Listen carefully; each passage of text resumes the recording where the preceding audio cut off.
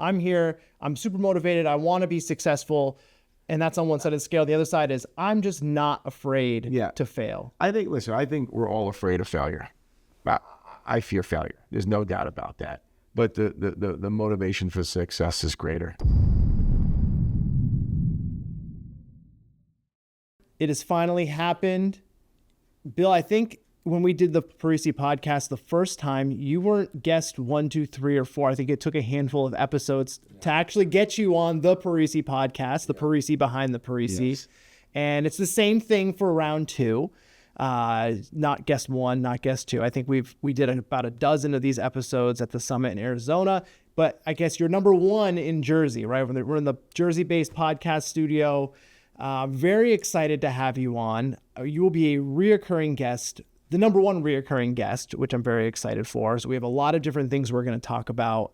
This episode is going to be called Beyond the Origin Story. This is something I've actually been very excited to talk to you about. I've been game planning this episode for weeks, and I'm very excited you're here.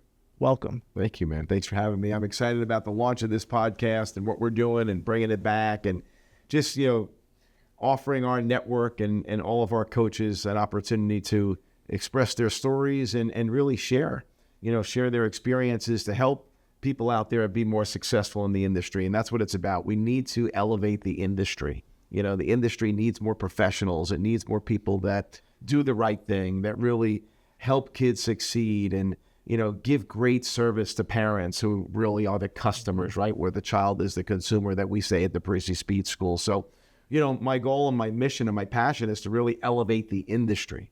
I'm excited because I think these conversations, one thing I've always respected about you is everything is authentic. Everything is real. I've only ever seen one side of Bill Parisi in all conversations, whether it's presenting at Perform Better, presenting at our summits, casual conversations with other coaches at our certifications, whatever. Like, it's, you talk the talk, you walk the walk, and you kind of deliver it. There's no shtick, so to speak. So I'm really excited for these conversations and the podcast to really give you a different platform in 2025 and on, that allow people to really understand more about you, your business practices, all the things that we do at Parisi. Obviously, there's other guests and other parts of our network, but I think it's going to be really cool for people to see a different side of you, so to speak. Sure. And that's really what I want to do with this episode today. So I'm actually not going to ask you to go into your background because it'll come up through some of these questions. I have 3 key questions for you. And we'll have a little bit about your background, but the first question I have for you goes back to your Olympic qualifying, the javelin days. You missed the Olympic qualifying mark, right? You came in second, I believe. That was when I was a junior Olympic qualifying when I was 18 years old at the junior Olympic qualifying meet. Yes. Do you still remember the name? Yeah.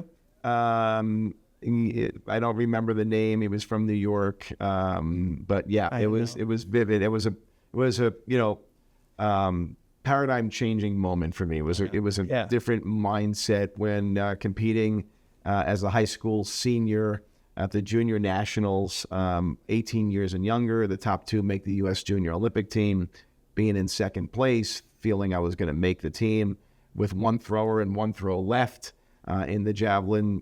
I was thinking about that silk red, white, and blue USA uniform. I was going to get that. I was going to be so excited. I'm going to be going to Japan to compete. That's where the Junior Olympics were, and got beat by 2 inches on the last thrower of the meet.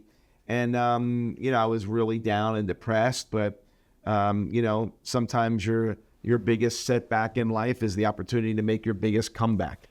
And that's really where it all started. That's when the switch went off.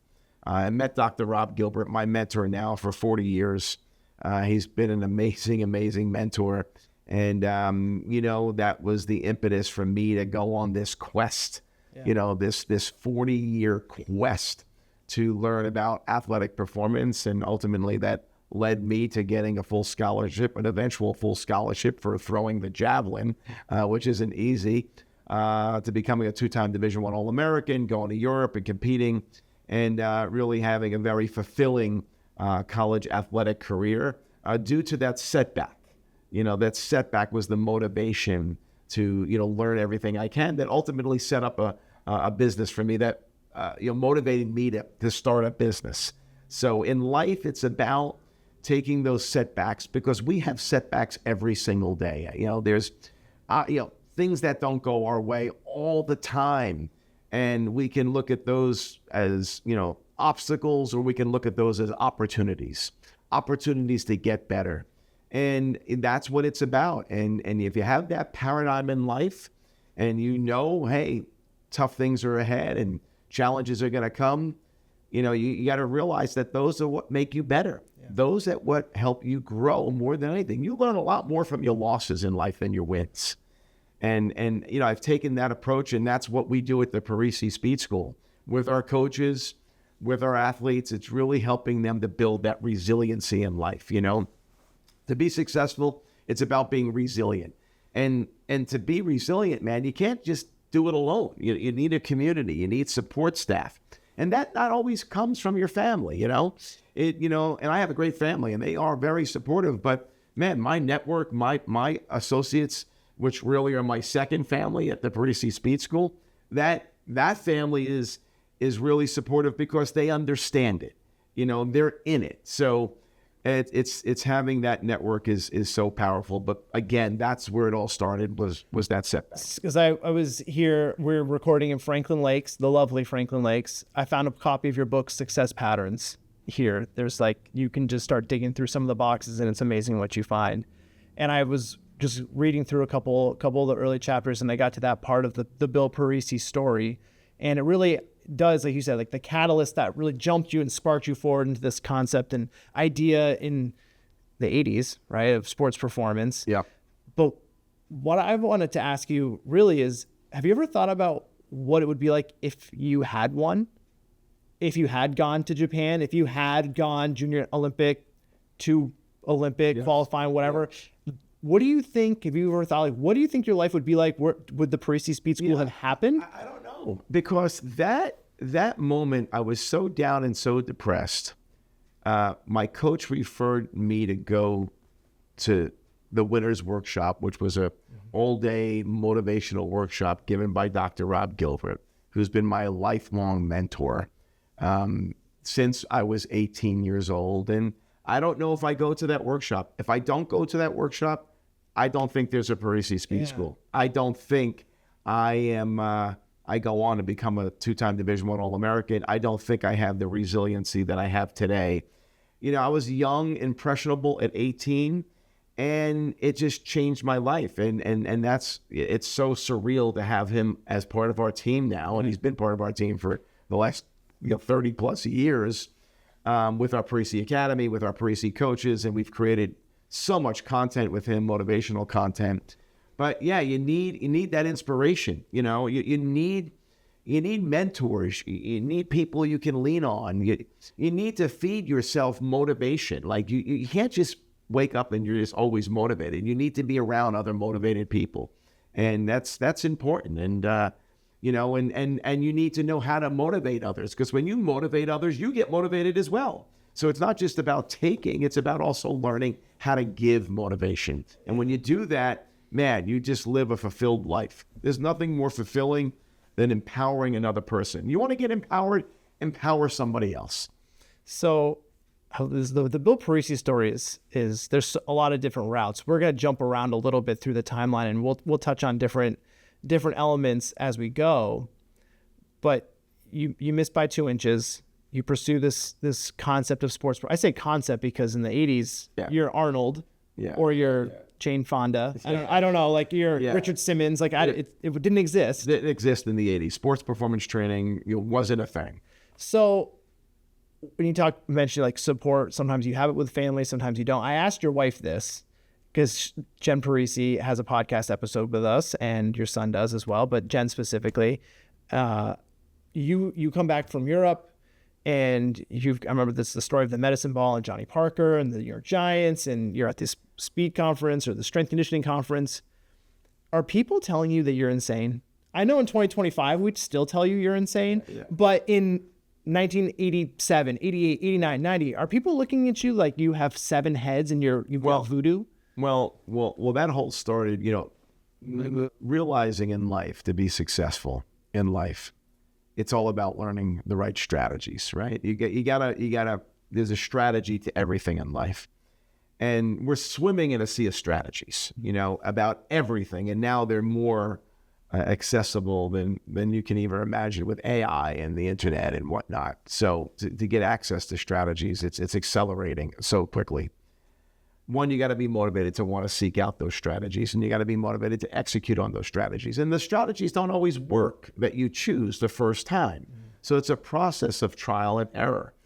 But you can't stop fighting. You can't stop, going after that next strategy to get to your goal. And that's been my process since, that paradigm shift when I was 18. So my goal was to throw the javelin as far as I possibly could. I went to a school, Iona College, that had a track coach, Tony Niclario. That was a field events coach. And I went there because he was a high-level coach. That's another strategy.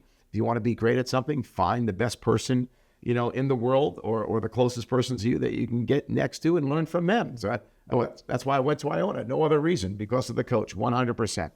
Went there and learned a ton from him, but also he had a network of coaches around the world as well. And we went to a meet in the fall because he had fall competitions for field events. We had an incredible field events team of javelin, hammer throwers, shot putters, discus throwers. We had multiple All-Americans on our team, Division I All-American field event athletes. And every fall, we would have a whole fall season. It was a development season, fall development season. We would go to West Point and compete against Navy and West Point, and some of the Ivies came up and competed in the fall, the throws events. And then we had this high school exchange student compete from Finland. And this high school, young junior in high school, I was a freshman in college, beat me by 20 feet. He threw 240 that day, and he was one of the top throwers for his age group in the world. I threw 220. Now, in field events, Europeans are much better than Americans typically, especially in the javelin. So I went up to him after the meet, and I said, I have to come to your homeland. He was a little taken back. I said, I need to come to Finland, and I want to come there for a summer and train. And I said, I'll buy you a new javelin. I'll pay you whatever you want. And I actually wind up buying him back then a $400 Sandvik javelin, which $400 back in 1989 was a lot. That's a lot. I bought him a $400 javelin. I shipped it to him. I actually stayed at his house. Now, how I did that was, I come from a great family. We didn't have a lot of money, so I had to put a fundraiser together to buy my plane ticket, to buy the javelin. So I went around. I wrote a letter to 50 businesses, local businesses where I grew up in Little Ferry, and I raised about $2,000. I got about $50 per business. I told them my story. My goal is to go to the Olympic Games. I'm in college, as a high-level high school thrower. I'm becoming a higher level, and this is my vision. And I went out, I mailed these, letters. I knocked on the door of businesses asking for a donation so I can go to Finland. I raised $2,000, bought my plane ticket, his name was Tommy Viscari, bought him a javelin, and off I was to Finland for a summer. I stayed at his house, and he had access. What do I mean by access? We trained and competed with the Olympic gold medalist, Tapios Kouros, that summer. I trained with these guys. I trained with their Olympic coach, which was amazing. I learned, so many different perspectives on what they do. And my coach is amazing and was amazing. I learned so much from my coach here at Iona, but again, now I'm getting it from different coaches. Different strategies on med ball training, different strategies on functional training. And back in the 80s, the Finns were really the cutting-edge sports scientists. They were. They had a lot of top guys. So when I came back from that event, I continued to go to seminars. I continued to seek out education. I'm 19, 20 years old at the time, and I'm going to strength and conditioning seminars where there are strength coaches attending. So the head strength coach of the New York Giants had a seminar here in New Jersey where he flew in Angel Spazov to work with the New York Giants. This is back in 1989. He flew in Angel Spazov, who was the head of the Bulgarian Olympic team, Olympic weightlifting team. So if you remember back in the 80s, the Bulgarians were won all the Olympic medals in the Olympic lifts. They probably were able to, figure out how to use drugs better than anybody else as well. But they were winning all the Olympic medals. They brought over Coach Parker, the head strength coach of the Giants, brought over Angel Spazov, the head coach of the Bulgarian Olympic lifting team. They had a seminar. I attended that seminar. Now, he brought Angel Spazov over here because he worked with the Giants. But to offset the cost, he had a seminar where people would pay and come. I went, I sat in the front row, I asked questions. I was very much into it. And at that seminar, they needed someone to demonstrate 3 times 33. What's 3 times 33? It's 33 squat jumps as high as you can, 33 times in a row, 3 sets. So because I was kind of sitting in the front asking a lot of questions, maybe I was a little annoying, they picked me to do that. And I did the 3 times 33. I was gassed. They were impressed on how aggressive I was. I was just blasted. In the last set, I just collapsed over. So at lunch, they were like, man, you were just amazing. Do you want to come to lunch with us? So I go to lunch with Johnny Parker, head strength coach of the New York Giants, Angel Spazov, head Olympic weightlifting coach. I'm 20 years old. I'm at lunch with these guys. We start talking, and they start asking me questions. And at that point, I just got back from Finland. I had all this knowledge of medicine ball training and whatnot. And Johnny Parker looks over to me. He's like, Bill, I'm really impressed. I want you to come down to Giant Stadium and show Phil Simms those medicine ball drills you learn. And that was a defining moment. I became, started working with Phil Simms, showing him not only the medicine ball drills, but other, functional training techniques in terms of throwing. And we developed a lifelong relationship. And he was just 2 years off of winning the Super Bowl MVP. And it's funny because they had the quarterback challenge that year or the year after, because then I went back to the Giants and I worked with him on a continuous basis. And he won the long ball throw competition. Phil Simms wasn't known necessarily. He had a very strong arm, but we taught him some techniques, a little bit of a run up to throw for distance. And it was just a lot of fun taking the science of becoming a high-level javelin thrower and bringing it into other sports. And that was the impetus, and that was the foundation of the Parisi Speed School. Me learning all these techniques on how to throw a javelin really far, because I'm 5'10", I'm not supposed to throw the javelin 240 feet, but I did because of my approach, my speed, my power, all these things you need as an athlete. That's what propelled me to succeed, to become a Division I All-American and compete at a fairly high level here, and according to U.S. standards, not so great, internationally, but enough to get me ultimately a full scholarship here in the U.S., which was great, and took those techniques and strategies and apply them to field and court sports. But that was the impetus, the trip to Finland, back working with Phil, and then starting to gain some clients around that opportunity. I was still in undergraduate school when I worked with Phil. I would drive from Iona down to Giant Stadium and work with Phil as a 20-year-old, sophomore, a junior in college. And you stayed in touch and went back in the off seasons. And then when I graduated college, by that time, Phil actually retired, and, I was working with him as a training partner. Him and I would work out together every day.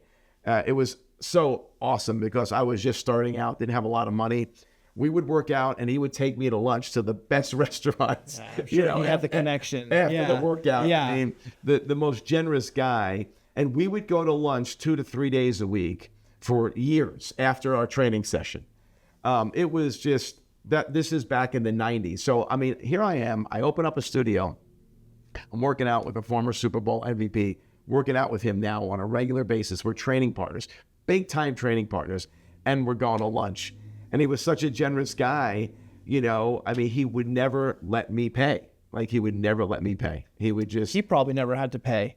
In New York. It was New Jersey. he paid. I mean, it was his favorite restaurant, one of his favorite restaurants here in New Jersey, Arturo's. They probably let him in. Yeah, I mean, no, he was a regular there. But it was just so amazing that at such a young age, to have those relationships and build a relationship, with a Super Bowl MVP, the first Giants Super Bowl, and be so close to that. And that was all because I didn't do anything special. I just attacked it.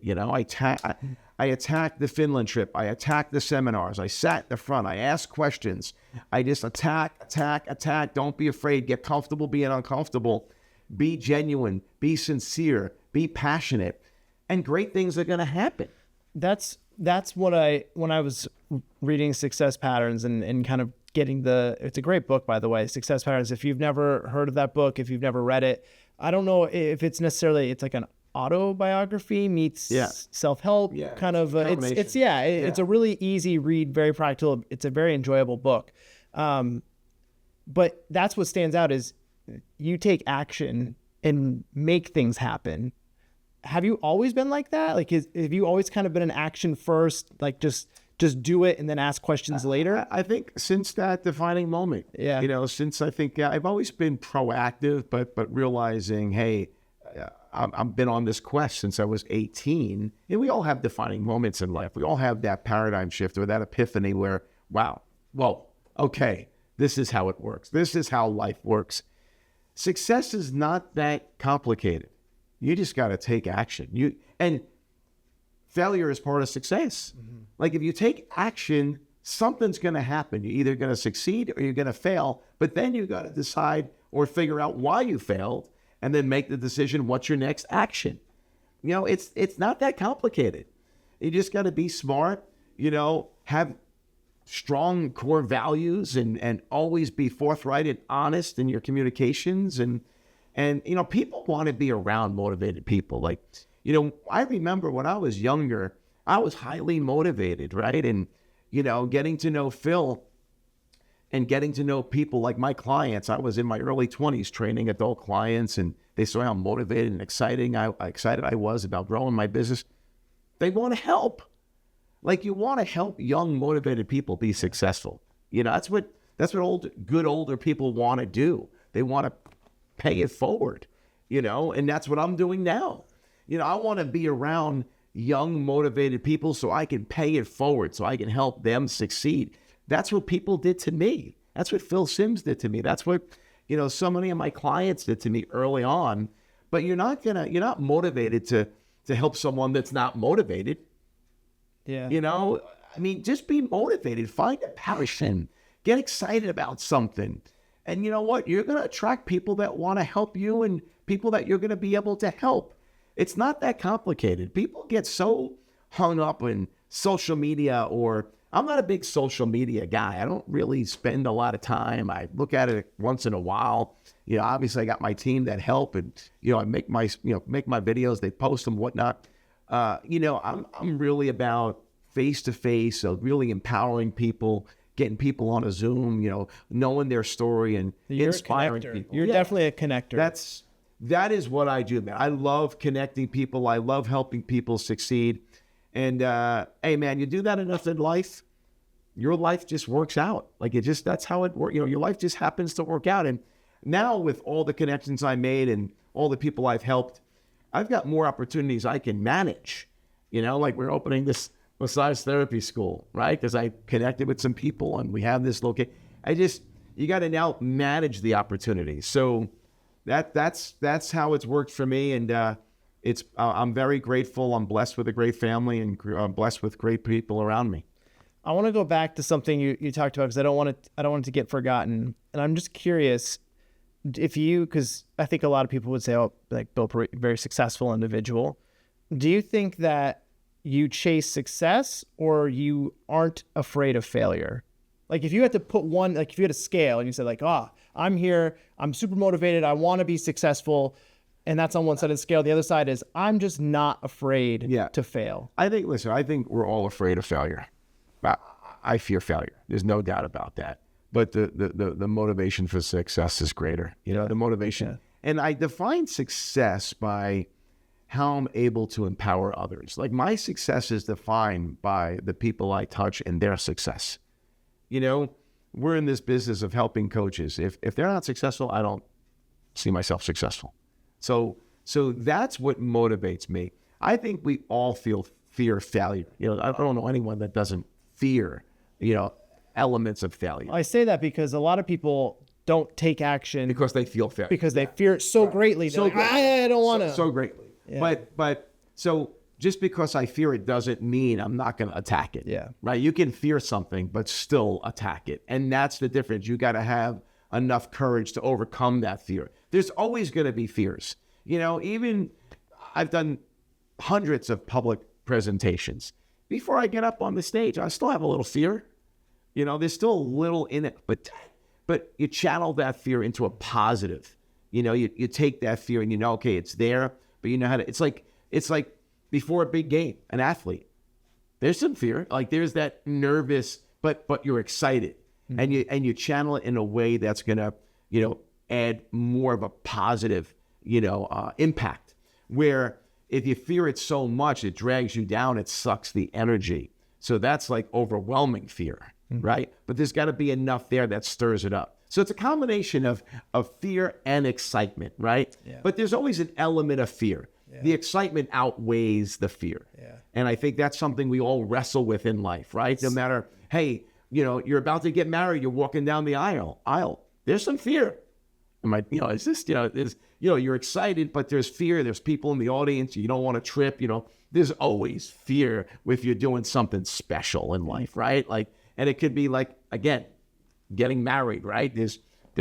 So you got to learn to almost invite that fear, get excited about that fear, and know how to channel that fear. To me, that is what's exciting in life. People don't have enough of that in life. I like how you just said that association of you're going to be fearful if something excites you. If you're excited about something, you should have some element of fear behind it. Yeah. And I want to piggyback off the topic of success. You've got your brick and mortars. Now we're kind of moving along the origin story, so to speak. You've got your brick and mortar, your first one. I don't know if there was a moment or if you had this planned out from the start, but when did you know it was going to be successful? And the second one was, when did you think, there could be 100 of these, right? Like, because we talked about like the Parisi logo and the Parisi brand and franchising. Like, when did you know you're like, this is some legs to it? It's funny, and you're not going to believe me, and people probably won't believe this, is I never knew it was going to be successful. Even to this day, I don't feel like we're successful in a way. Sure. I never. There's a level of surreal. Listen, two things drive people in life, and Tony Robbins made this famous, right? It's NLP, neuro-linguistic programming. Two fundamental principles that drive us in life is avoid pain and gain pleasure. It really comes down to that thing, so fear and pleasure. Those are the two things that drive us. And most people are driven by fear. Most people are driven by, avoiding failure, right? Opposed to gaining pleasure. But once you kind of understand the two drivers and you understand what drives you, and people get driven by different ones, right? Some people get driven by the gain of pleasure, some avoidance of failure or fear. I'm a little bit more of a avoidance of failure, kind of fear-driven guy. Doesn't mean I don't take action, but the fear of failure, the fear of this, that's what drives me. Even though I know failure is a possibility, but the focus of gaining that pleasure and not wanting to fail on the macro scale is what drives me. So to answer your question, I don't even see myself as successful. I almost see like we haven't even gotten started yet. I feel like we have so much more to do. Like we have a foundation is how I see it. I never sat back and say, yeah, we made it. There's so much more to do. Yeah, we have 100 locations. That's great. But we're looking to get to hundreds of locations. We're looking to grow, and I want to pass this legacy on and have this continue with our great coaches long after I'm gone, and have this movement of truly empowering kids, and not just about delivering content and getting kids faster, but really changing a kid's life. And that's what happened to me. I had people in my life come into my life when I was down and out and really supported me. My coaches, I had great high school coaches. I had a great college coach. And I see a deficit in that today. I see there aren't many great coaches out there that truly know how to motivate and inspire kids. And there's a deficit, and I'm hoping the performance training industry can fill that void. Because if you go into an environment, a sports training environment, where coaches really get it and they really know how to, connect with a kid and really inspire and ignite a young athlete, that could be a game changer, because they might not be getting it on their sport team. And there's a good chance they're not getting it on their sport team and from their sport coach. So we need to fill that void to keep that kid in sports, to keep that kid inspired, to keep that kid to make sure they get the things out of athletics that they're supposed to get. Athletics is a metaphor for life. It's prepares you for life. That's what it should do. It shouldn't, be always knocking you down. Although, even, my own two sons, they've had good coaches. They've had coaches that weren't so good. And as a performance coach, as a father, we know how to now spin those to, okay, what are we going to learn from that bad experience with that coach? Hey, that's life. You're going to have maybe a bad boss one day. You're going to have a bad situation where you're not treated fairly one day. How are we going to handle that? And that's what we do at the Parisi Speed School. That's what drives me every day. And that's what the program and the legacy is about. It's really about that. So maybe I'm going to go back to, I'm not going to let you get off the hook with this question. So it's in like 1990, 1991, you're in Wyckoff. You guys just did, you guys are known for having one of the highest grossing revenues per square footage. It's a smaller space, I would say, by today's standards. Can you maybe walk us through what it was like for you to go from, okay, like I've got this one location, maybe we'll do a couple, you have Midland Park, whatever it might be, but then you're like, oh, we're going to go to the franchise route. Like, when did you know you had a legit proof of concept? Like, what did it look? Just talk us about what did that look like? Because it's the early 90s. You're cooking, you're cranking in northern Jersey. Well, actually, it was 1997 when we reached 987,000 in revenue in 1997 in a 3,000 square foot studio. That's crazy. Yeah, and we had 14 full-time coaches in that 3,000 square foot studio. That alone, that's a lot of coaches in a little space. Yeah. So, I mean, again, back then, mentors, I had Tom Plummer come in the early 90s, an industry consultant who's semi-retired now. I've engaged with Tom in the early 90s. We brought him in for seminars and whatnot, and, just kind of built the model. And that was the catalyst to opening up a second location 1 mile down the road in 1998. So I was in the studio from 93 to 97. That's when that exploded. Opened up a second location, still kept the original Wyckoff location. Second location was 16,000 square feet. In 1998, we opened that. And then we really moved the speed school into that location. And within 2 years, that did $2.5 million in revenue, because it was a bigger health club environment with a speed school that was doing $600,000-700,000 a year. And then 2 years after that, 2000, we opened up Fairlawn, 30,000 square feet, and that thing skyrocketed to $2.5 million within 18 months.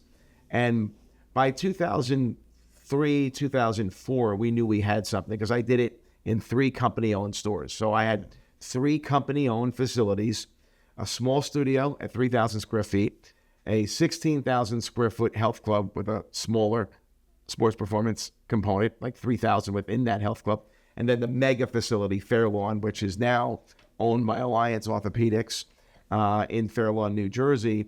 And that thing was a 20,000 square foot sports performance facility and with a 10,000 square foot health club component. And at that point, I said, we have something here.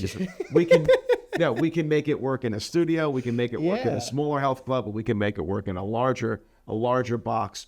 So it was 15 years of owning and operating sports performance. And then in 2005, I said, we have something. And that's where we started franchising, and we've been doing that now for 20 years, and we learned so much over the last 20 years. Most people don't know, we've been doing this now for over 30 years inside a studio, inside health clubs, inside bigger boxes, and just gained tremendous experience, more experience than probably anyone else has in the industry. 30 years, 3 different styles of gym. And I think that's the idea of an overnight success. I think that gets I've brought it up on a couple of different episodes because I love asking people, tell me about your overnight success. They start highlighting 15 years of work, and it's it's a phenomenal, right? To start and to grow each one.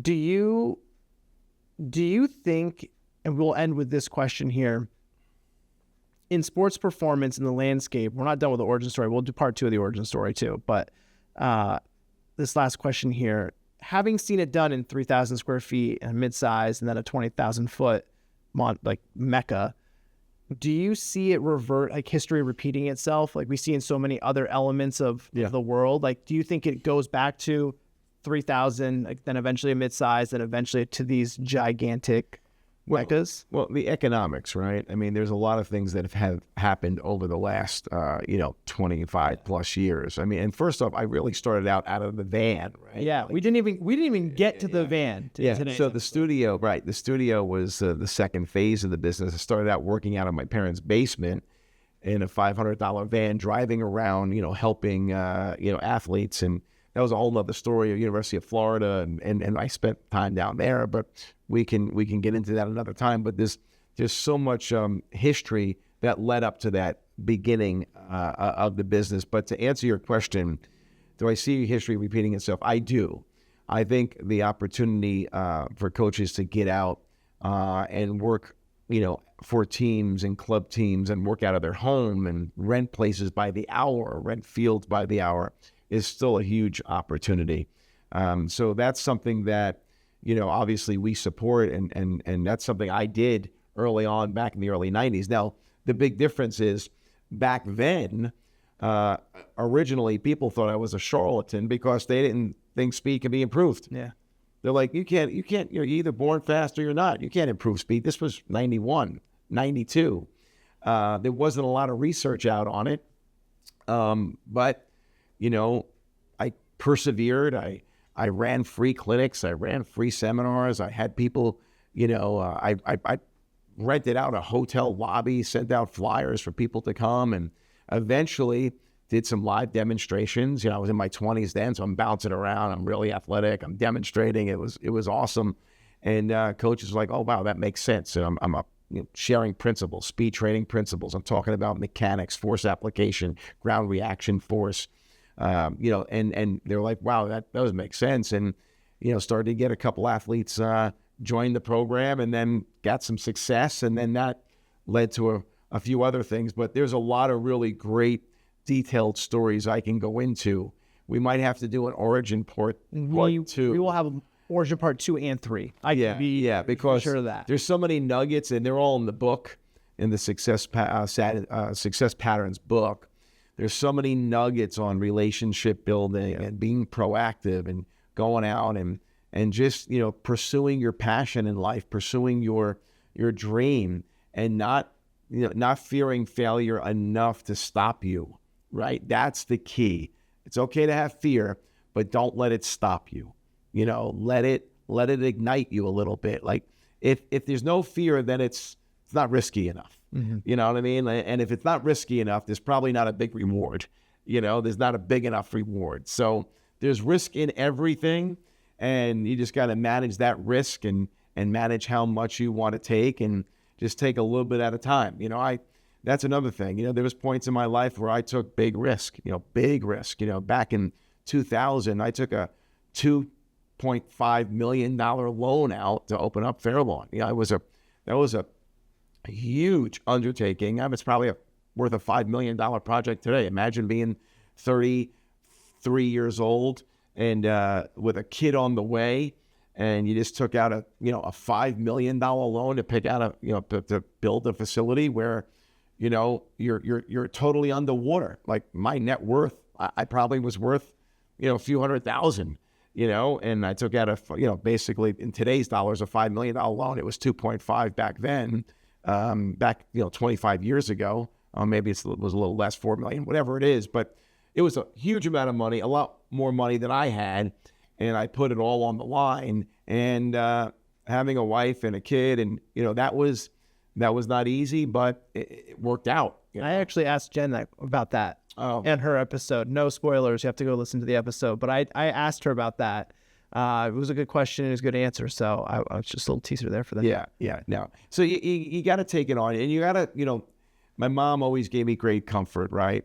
I mean, at the end of the day, how bad can it be? Meaning that I'm always going to have, or most of us, hopefully all of us, will always have a place to sleep and some food to eat. Mm-hmm.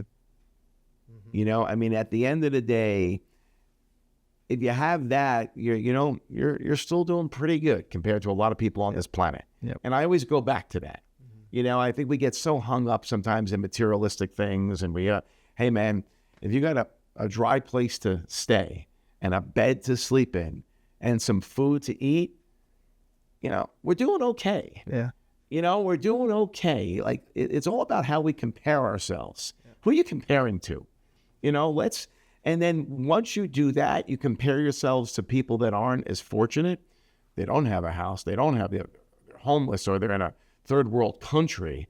They're getting bombed by a war. And, think about that, right? And that makes you kind of, taking a risk, makes taking a risk a little bit easier. Step back a little bit. Step back a little bit. That gave me the motivation. My mom always said that, at a young age when I was taking the risk on the business and doing that. And, it doesn't always work out the way we want it to work out, but, you just got to take calculated risks and know your backup plan and know how, if it doesn't work out, what's the fallout? What is life going to be like if it doesn't work out? You got to kind of role play through these things.